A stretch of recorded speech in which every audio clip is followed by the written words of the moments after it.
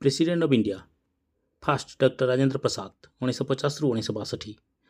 Second doctor Sarvepalli Radhakrishnan 1962 1967। Third doctor Zakir Hussain 1967 1969। Fourth VB Giri 1969 May to 1969 July. Fifth M Hidayatullah 1969 July to 1969 August. Sixth VB Giri 1969 1974। Seventh Fakhruddin Ali Ahmed 1974 1977। BD Jatti 1977 February 1977 July.